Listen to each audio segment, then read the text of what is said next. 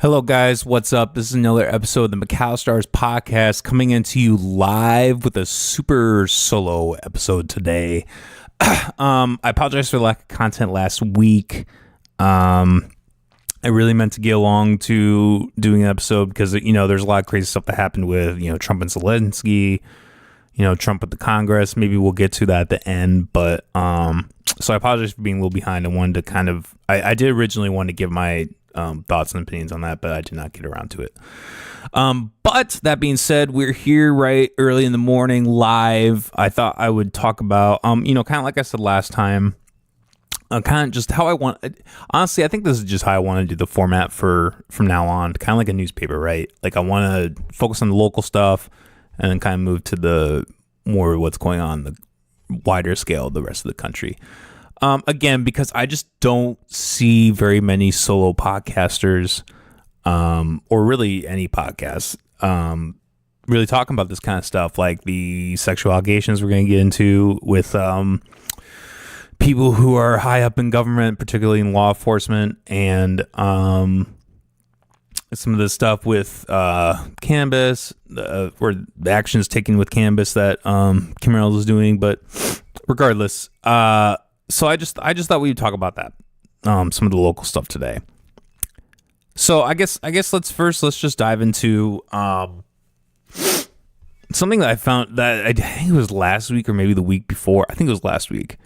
Something that me and the Unhinged boys kind of talked about a little bit in the chat, and I saw it all over social media last week, so I thought I would comment. Dubuque County. Here, I got play producer. Dubuque County Sheriff's deputy resigns after sexual abuse allegations draw backlash. So this is the good thing. This guy did resign after public backlash, which, I think this is, again, an example of how weak the government truly is. I think, I know I kind of give this rhetoric, and it's really easy for people to just kind of put all their eggs in the government basket and say, oh, hey, there's really nothing that we can do about this kind of stuff. But when you see these kind of things happen, when you see the Dubuque County, the county of Dubuque, promote, I think, what was he? Sheriff's deputy, that's right. Promote someone to sheriff's deputy who allegedly had a rape case against him from the age of 17. Now, I don't know how old he is now. Okay. 2017 criminal charge. He was then 17. So, within a decade, I think that's a fair critique of that appointment. Look, I guess at the end of the day, one of the debates that I got into with someone is this isn't he wasn't actually committed or not committed. He wasn't actually tried. He wasn't actually prosecuted for these allegations. I think when you live in, being an anarchist, I talk about this every week, being an anarchist, and when you don't believe in something like the law or rule of law to keep people, in check or in line. I hate even saying that, but that's for lack of a better term, societally wise. Beyond my private property, I'm not going to do anything in terms of trying to change the world around me or whatever, because that's just futile in my opinion. But I think collectively as a whole, as much as I hate saying those words, there's certain standards, right? If I had, let's say if I was a boss, let's say the McAllister Hours blows the fuck up and I'm actually a business owner, I can do this full time and I have to hire employees, right? If I had an employee, a potential employee, let's say even a current employee that gets dropped that gets this charge, or not even a charge, an allegation about him raping somebody when he was 17. Although it's possible that, especially in this day and age, that person could have been lied he could have lied. He could have, or the other person I should say could have lied. It's possible that he could be framed unfairly. However, like, I'm going to go with my gut. I'm going to do what's best for me in my business.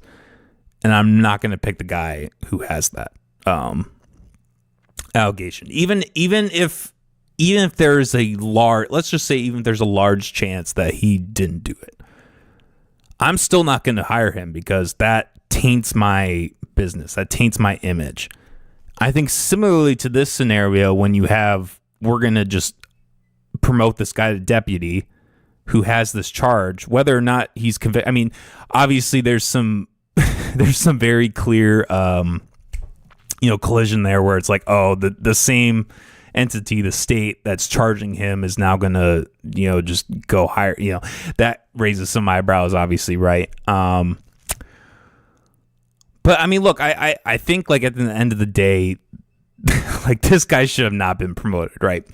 And it is really positive to see that he did end up resigning, because I think that just shows the power of the people. That shows that, we have this powerful tool called the internet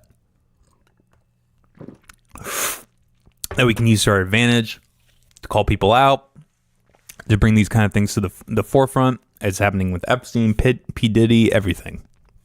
All these examples of people's sexual allegations coming to the forefront, and societally us being able to do something about it. So I think that's really positive overall. But yeah, a lot of L's for the state of Iowa. This last week. I mean, really every week. Let's be real. But so this next story I want to talk about, because it happened right in my hometown. Right in my fucking hometown. And I think that kind of shook me. Not even shook me. I mean, because that town's that town. Like, where I grew up was very religious, very culty.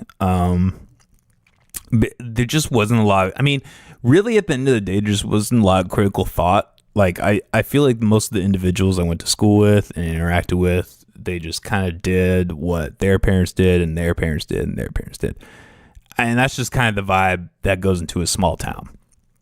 And I find ignorance to be one of the most harmful things for humanity. And people maybe think that's extreme take, whatever. I don't really give a fuck.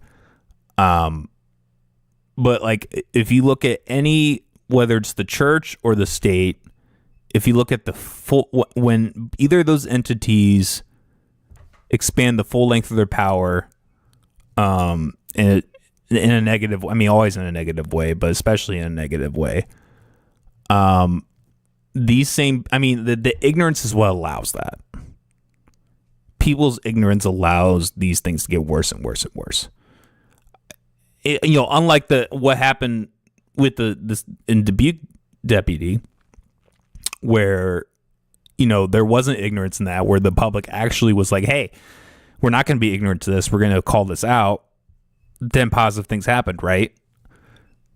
But when the opposite happens, then that just, these evil forces just continue, right?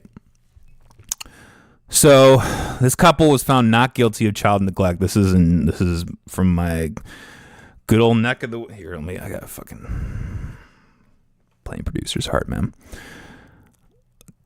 Like I said, couple found not guilty of child neglect. This happened in Orange City. A jury on Tuesday found a former Sioux County sheriff's deputy, sheriff's deputy, and his wife not guilty in all counts of neglect and abandonment of a dependent person, children. They were charged separately but tied together and accused of several counts of the Class C felony.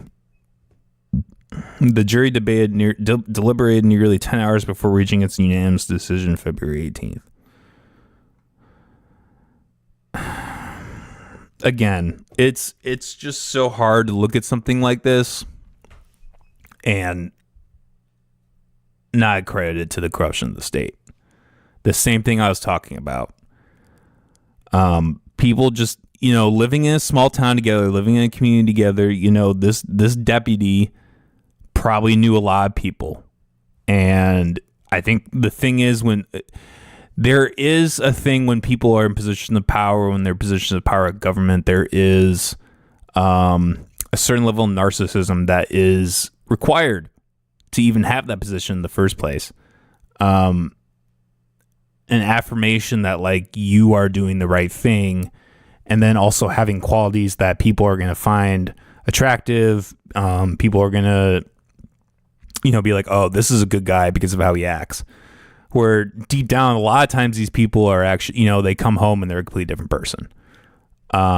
Speaking from personal experience, I can say that that's a common thing that happens. And I just can't help but think that this is an extension of that.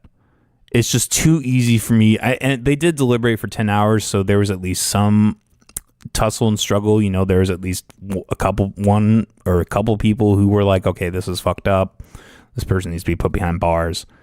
But most of the people, I think and look, again, I wasn't here, all right? I wasn't in this jury. I wasn't in this courtroom. I didn't investigate this case. I don't know what the circumstances are.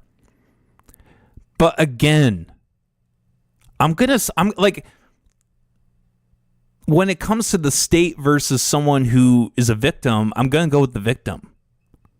Even if the person from the state is innocent, like you're still representing this thing, right? Let's say this deputy didn't actually do the sexual assault, right? Or the child neglect. Like I can't find it right now, but I did. Okay, actually, right here. Let's read it. The defense attorneys highlighted the presumption of innocence and the state's burden of proof, suggesting that the Haverdinks acted reasonably once they found out the sexual abuse occurred.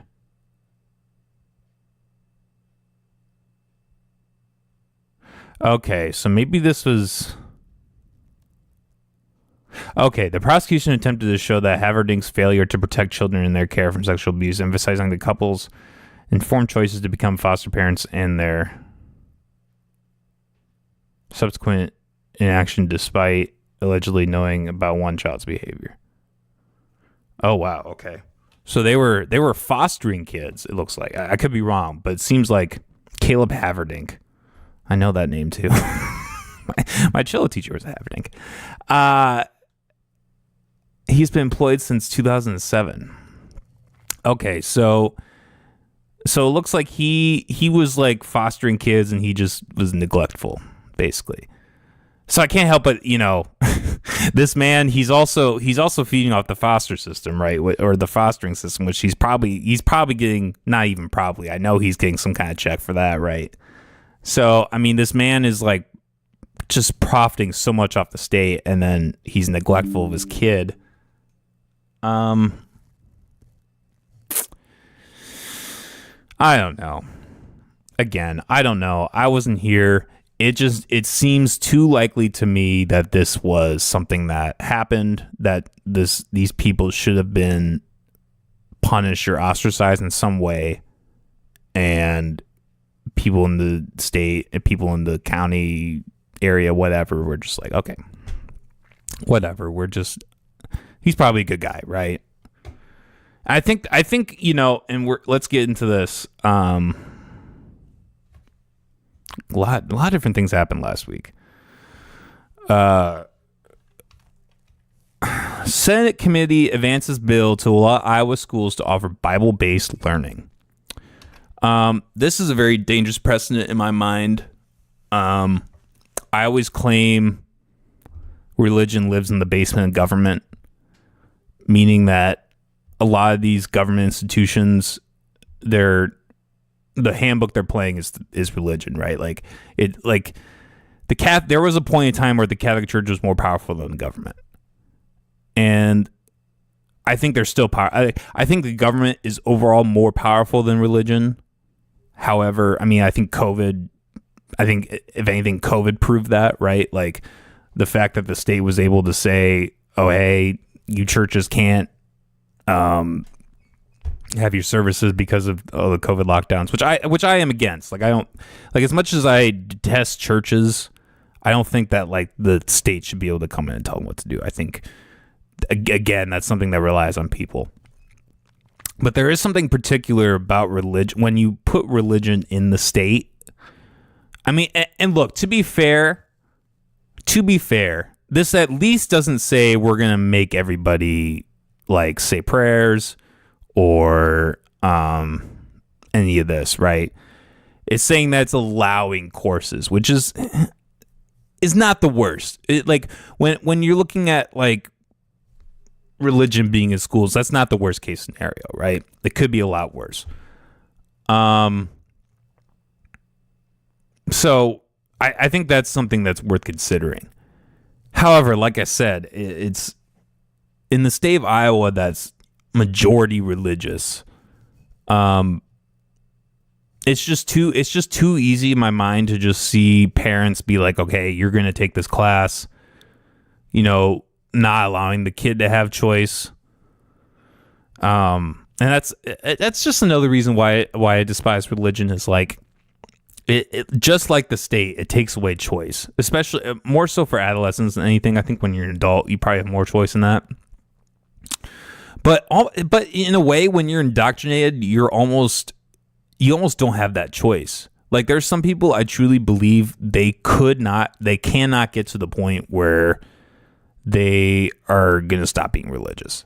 Like I don't think that they could put that together in their brain because they're indoctrinated right into this. Like you from birth, like if you learn anything from birth, you're going to be automatically indoctrinated in it. Like that's just how the human brain works, right?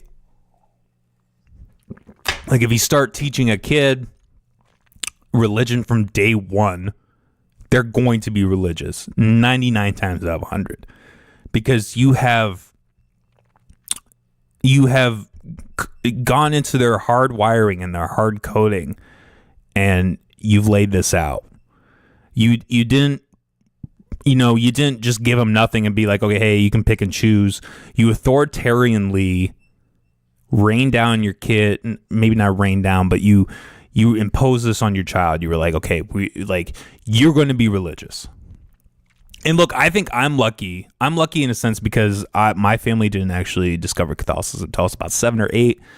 So like I did live in a sense like atheistically for that first portion of my life. And I don't think that I would be here today being an atheist if that hadn't been the case. I think if I had grown up where religion was there day one, I would be religious. Like that's just how the brain works. Like there's nothing I can do about that. So there is something to this that still gives me a red flag when you see, okay, hey, the Senate's gonna advance this bill. I'm not sure if I showed this. Let's actually show this here real quick.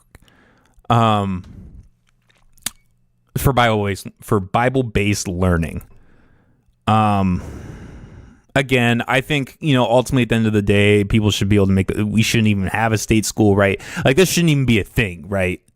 Like if you want to send your kid, or if you want to like make sure your kid has non-religious education, you could do that online. You could hire a tutor, and you yourself as a parent could then coach and be like, okay, this is, and I think there is actually something to the, if this was something where they were like, okay, we're not just going to do Christianity, we're going to do the Muslim religion, we're going to do Buddhism, all that, right?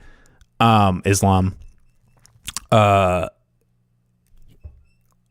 I'm more okay with that.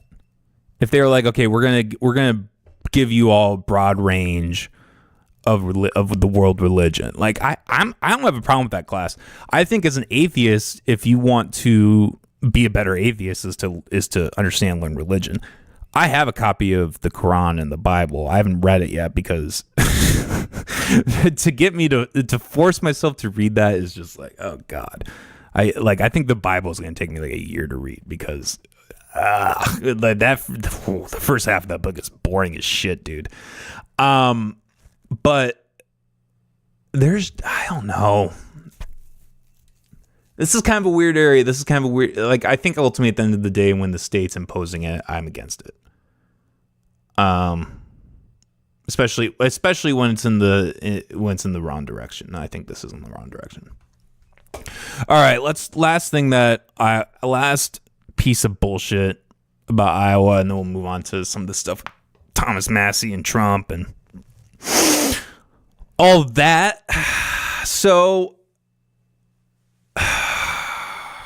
let's just read this. So this is from the state of Iowa, specifically the Iowa revenue page. During the 2024 legislative session, Iowa enacted Senate File 345. Effective January 1st, 2025, Senate File 345 regulates and taxes the sale of devices in Iowa. So January 1st of this year, it looks like this was... So what is a device? A device is any equipment or product made in whole or in part of glass or metal that is designed for use in inhaling through combustion tobacco, hemp, other plant materials, or a controlled substance. Device does not include a vapor product or a tobacco smoking product made of briar, mercium, clay, or corn cob, and not having a surface aperture or other feature consisting of metal or glass. So, and then anyone wanting to sell a device, what does this mean for retailers? Anyone wanting to sell a device for the ultimate consumer from a place of business in Iowa must obtain a sales tax permit, which is $1,500. On every sale of a device, the device retailer must collect the 40% device excise tax, 6% state sales tax, and any local option state tax. So this is very concerning, extremely concerning. When you have a country, when you have a group, let's not even say, I mean, for sure the country, but let's be real, really the world. I know a lot of places in the world are behind in this, but it's part of the discussion. Cannabis legalization. You have literally almost every state surrounding Iowa with legal cannabis, where you can buy cannabis, you can buy tobacco products, you can buy anything. Now, I don't know what the sales taxes are on those. I'm sure that, I know in Illinois they're high, and I don't like that. I obviously don't like sales tax either, but at the very least, there's still a way that these citizens can participate in this without getting arrested, right? In Iowa, let's just roll it back. Let's just roll it back. Last year, Iowa decreased the already absurdly low THC cap on Delta 9 products. So not even legal cannabis. This is Delta 9. And I should mention, Kim Reynolds herself does have personal vested interest in the product Delta 9. So, I mean, there was the dispensary has been targeted by law enforcement and Kim Reynolds. And that's just a clear... you're clearly using the state to impose the free market, right? So, I mean, and this is just this. So she did that last year, right? And she said that there was a lot of concern about, for her herself was going through addiction with alcohol, not with cannabis, but with alcohol. So therefore, in her mind, that meant that she's going to put all these the THC cap on legal cannabis, which for anybody who smokes, I mean, you and I both know that Delta 9 doesn't do shit, right? And of course, she didn't do anything for alcohol, right? Like, she put no restrictions or ways to, like, try to help that, right? Because her business interests are in alcohol, and she's probably still drinking, let's be real. So not only has she done all that, she has to go a step further. I mean, what's next? The papers? She's going to start taxing fucking Swisher Sweets? Like, give me a fucking... Like, you're going to tax... You're going to... These businesses that are already scraping by, that, like, when you go into these head shops and you look at how many hundreds of dollars, like, even like the little pieces, like the little spoons are like $50 to $100, you're like, these people are hurting. Like, they probably don't make that much money every day. I mean, their money comes from, like, some guy just, like, he's a stoner and he wants to treat himself to a bong or whatever. Like, that's the only way these people make money. So they're already hurting. They're already just getting by. A lot of them probably have second jobs to make ends meet, the people who own these stores. Or maybe they're doing business on the side, like, selling legally. Who knows? But On top of that, you're going to ruin these people's livelihood by putting a 40% tax. 40%. That's. Can you imagine if you went to the grocery store and there was a 40% tax on your groceries? People would lose their shit. They'd be rioting. You thought the HSB 242 riot was bad. Holy fuck. It would be 10 times worse than that. People would be losing their shit. If you do it for cannabis, though, if you do it for this product that's been labeled illegal, nobody's really gonna bat an eye. You know, all the old Christian fuckers that live in this fucking state are gonna just look at that and be like, all right, I can still drink my Busch Lights. I don't give a fuck. This is just sad. It's sad. It's disgusting. It's despicable. The war on drugs that Kim Reynolds has continued over the last, her entire career, but especially over the last couple of years, she's just so clearly raining down on the cannabis industry, and it's for one purpose and for one purpose only, and that's to help her bottom line. It's to help her income. It's to help her political business interests in the alcohol industry. As all it is. She's not care about the well-being of Iowans. She's not seriously think that like these people who are using cannabis are ruining their life or whatever. I'm not going to say that cannabis is like a quote unquote harmless drug. I think there are people who can have their lives affected negatively and ruined by this substance. I'm not denying that.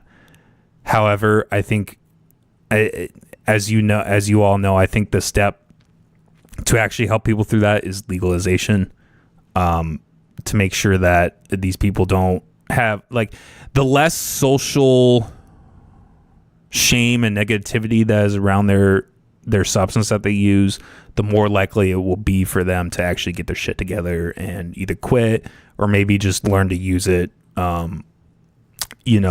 sparingly or in a way that they can still function in society, right? Whether it's heroin, meth, I don't care. So this is obviously a step in the wrong direction. And it's sad. It's sad to live in Iowa right now. I won't lie.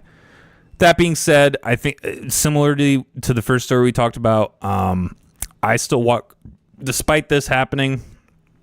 I was taking a walk yesterday and someone was fucking chiefing a joint or a blunt or something, right? Like not on the front porch, but like you could tell they were just in their backyard, just having a good time. And the law only has as much power as the people give it.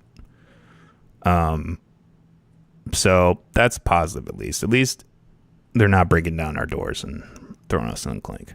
But this is, I think the thing that this affects most is the people who are fighting the good fight, who are really trying to,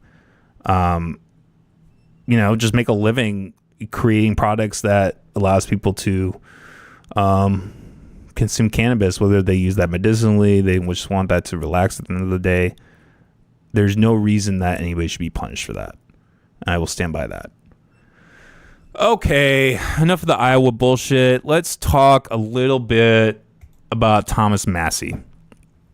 Oh, jeez. I just found out about this morning, so I'm kind of learning alongside with you guys. But let's just pull up this.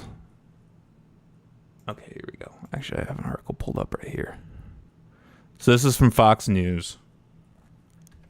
Trump pledges to lead the charge against Representative Massie, likening him to Liz Cheney. Whew, Trump. Look, if anybody's acting like a Cheney here, it's fucking Trump. Come on, give me a fucking break. So, from what I understand, Thomas Massie, who I don't know if he's actually a libertarian. I know at the very least he is libertarian leaning, and he's been very sympathetic towards the Libertarian Party. I know I've heard a lot of libertarian podcasters talk about him in a positive light. So go Thomas Massie. And from what I understand, it looks like Trump was trying to pass these federal mandates, these kind of creating more government programs, right? Which is really disappointing of Trump For all the credit I gave him for cutting the Department of Education and the federal grants, like I love that. I think that was a very positive thing. It looks like instead of allowing the free market to kind of work its way in that, he's then just imposing his own shit. So that's not really good thing, right? Okay, out with the old, in with the new. The new should be the free market giving the people the choice, and not, oh, we're just gonna keep feeding the swamp, right? That he's supposed to drain. But yeah, I mean, this is just kind of, I find this just to be pathetic in a way, honestly. Like if you think about Trump, like, he really shouldn't even be getting this fired up about it, like, because, he's on fucking cloud nine right now. He's got like more than half the country backing him. He's got Elon on his side. And we're going to talk, I want to talk a little bit about that too at the end of this. But I don't know. This is just, let's find the original Truth Social post, actually.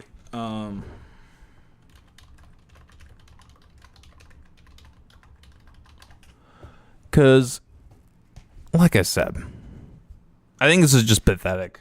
I don't think Trump needs to do this. I think if Trump was actually smart, he would just leave this thing alone. Let sleeping dogs lie type of thing, right? And my search engine is not wanting to work. Oh, why is that? Probably because it's on. I need to get McAfee off my fucking off my shit. Thomas Massie, or no. Sorry, this is great content, by the way. If you guys haven't, make sure to hit subscribe. We have a Patreon. We're trying to get more content on there. And check out the Uncensored. That's really where it's at. Why can't I just find the original Truth Social post? Here, let's do this. Original post.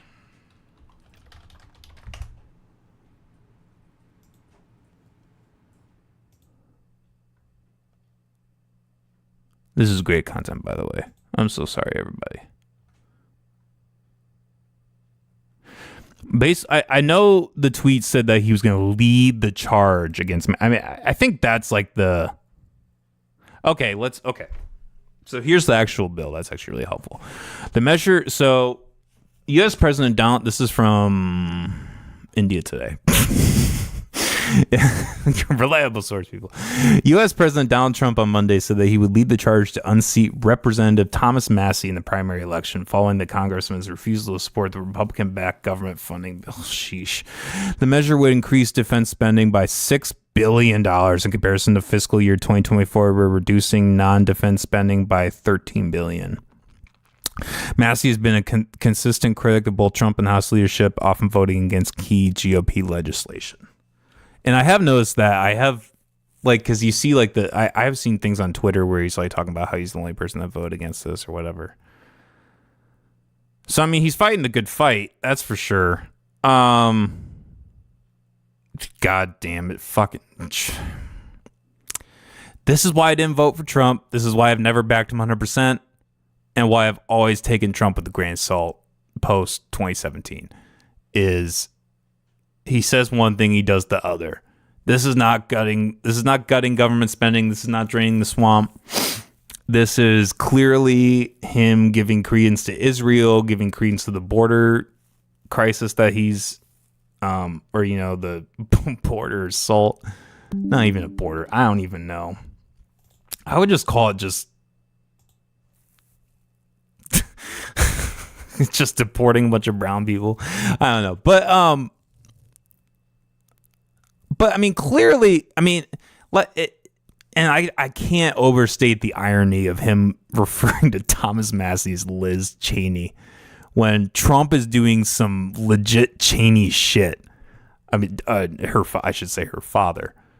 Literally fucking, Dick Cheney, for those who don't know, is like he was critical he just took like an enormous amount of power during 9/11. I mean, he was really crucial for like a lot of the war stuff that happened there.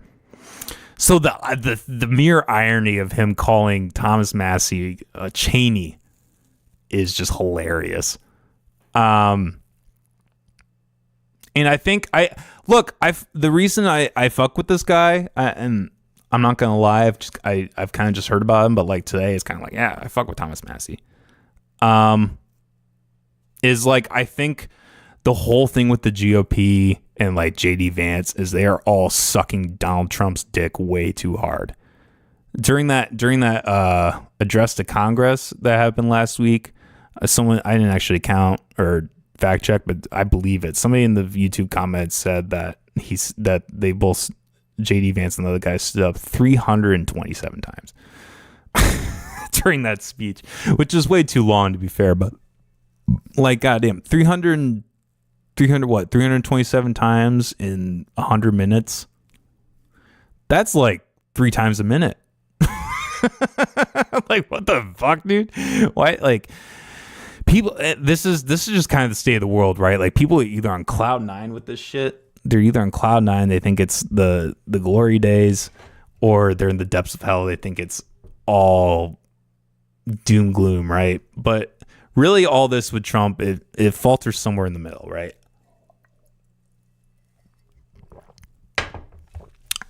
So yeah, this is a fucking L. This is a fucking L for Trump. This is really disappointing and discouraging. I was kind of a 50-50 on him. I think now that's probably decreased to 40-60, 35-65. I don't know. This takes a couple points off of Trump in my mind. This is just sad. And you know what this is going to mean, too? This is just going to mean an increase in the Israel conflict, which is, I mean, beyond America. There's just a lot of things that are problematic about that. The video that he posted about Gaza, the AI video of Gaza, that was really fucking disturbing. I was like, Jesus Christ, dude. You're really going to fucking, like, he's really pushing the thing where he's like, oh, we're going to rebuild. Like, he just wants to make America 2.0, basically. He's like, I want to make Mar-a-Lago 2.0 in Gaza. And that's, I mean, it may turn out to be like kind of a Vietnam type of thing where there does end up being an economy there, and the people of Gaza or Palestine, do end up finding some kind of positivity from that with like a renewed economy. That is possible, but it's going to be at the cost of hundreds of thousands plus lives being taken. It already has, and from what, I mean, I'm not sure. I thought that there was a Gaza ceasefire, but I'm pretty sure I've heard that they've already said fuck that. So I think that's the biggest thing you can criticize Trump for, is his backing on Israel. I've always found that really disturbing. Okay, last thing. I thought I would just kind of talk. I mean, I don't really have any articles pulled up for this. I mean, I have some links here that I could pull up if I feel like it, but really, I just kind of wanted to give. I've been meaning to talk about this for weeks, and I just have not gotten around to it. So I thought I would just lay it out. My thoughts on Elon Musk kind of pairing with Trump and government in this, what he's doing.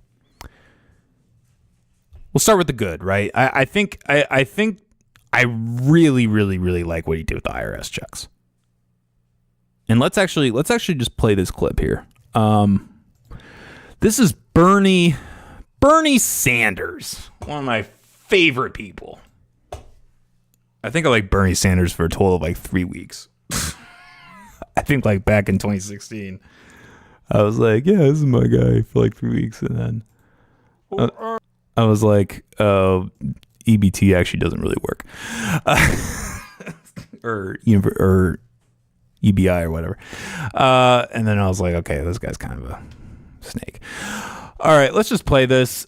This is Bernie Sanders right after the address of Congress, I believe, where Donald Trump, I think during the speech, he mentioned something about how they've uncovered checks being printed out to 100 people who are 150 to 200 years old. So some serious fraud in government, some serious overspending. That is not an accident in my mind. So the fact that he's uncovering that, I think, is brilliant. I fucking love that he did that. That, like I always say with government, like, I think it's easy as the anarchist to say, oh, hey, we don't want that. We don't want any kind of government. But I think it's also important to understand that government's inevitable. There will always be a form of government controlling people. It's not about that. It's about what's right. But when that machine, when that entity works in a positive way, I think it's important to acknowledge that.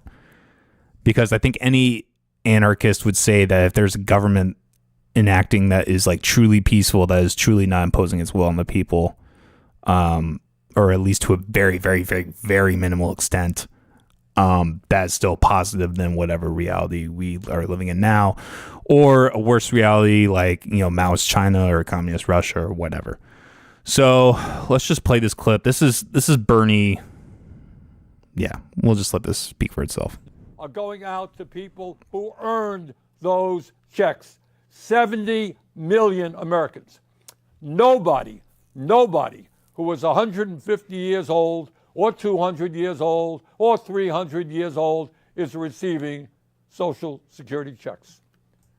Not one? One? Bernie. Not a single one? Are you fucking kidding me? This would have been more believable if you had said, like, well, is way lower. Is way lower than what you think. That was actually pretty good. If he had said that would have at least been believable. That would at least be like, okay, maybe he's telling the truth. One? Bernie! Not one? Are you fucking kidding me? This guy is such a fucking fraud. I cannot stand Bernie Sanders. Fucking so many people in my generation still love him. They're like, oh, old, gentle, sweet Bernie. Bernie would never heard of. The guy who had a bird land on his podium. You think he would do something wrong? What? Impossible! Yeah, fuck Bernie, man. But I guess is there any more worth of this watching? Let's see. And on the lies go. Lie. Now, the purpose of all of this lying is not just to push his hateful right-wing ideology. It is not just to try to divide us up. It is more than that. It is a masterful effort, and you saw that tonight, to deflect attention away from the most important issues facing the people of our country. Talk about issues that Trump and his billionaire friends do not want to address. Talk about deflecting the issue. Holy shit. Did you see them? Did you see them in that Congress floor holding up signs and like just refusing to stand, refusing to applause, booing at times, which I don't really give a fuck. Like, if you want to boo during that shit, like, I don't really give a fuck. I actually find it more entertaining, because that's all it really is for me, is entertainment, those speeches. But I mean, if you're gonna act like this, if you're gonna be like, what?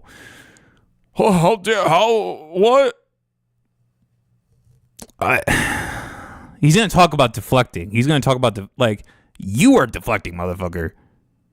Like, there's actual fraud being released and being in all these, but all you can do is scream lie.